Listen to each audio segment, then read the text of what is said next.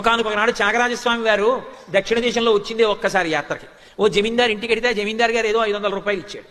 ఇస్తే శిష్యుడు అన్నాడు, మా గురువుగారు డబ్బులు ఇచ్చుకోరన్నాడు.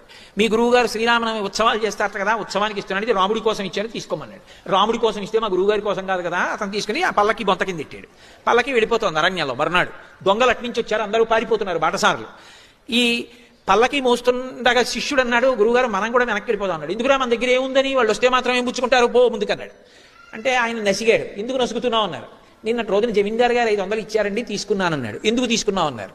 మీకోసం అని తీసుకోలేదు, రామనవమి ఉత్సవాలకి రాముడి కోసం తీసుకున్నానన్నారు. ఎక్కడ పెట్టామన్నారు. మీరు కూర్చున్న పల్లకీలో మీ బొంత కిందే ఉందన్నాడు. అయితే అది నా డబ్బు కాదుగా, రాముడిది కదా. అవును, రాముడు ఇచ్చుకోవాలనుకుంటే దొంగలకి ఇచ్చుకుంటాడు, దక్కించుకోవాలంటే దక్కించుకుంటాడు, నీకెందుకు నాకెందుకు పద. పల్లకి వెళ్ళిపోతుంది. దొంగలు రానే వచ్చారు. వీడు ఒక్కడు ధైర్యంగా వెళ్ళిపోతున్నాడు. ఏమిటంటే పల్లకి దగ్గరికి అంత దూరం నుంచి కొంచెం దగ్గరికి వచ్చాడు. వెంటనే ఆజానబాహుం అరవింద దళాయతాక్షం, ఆయన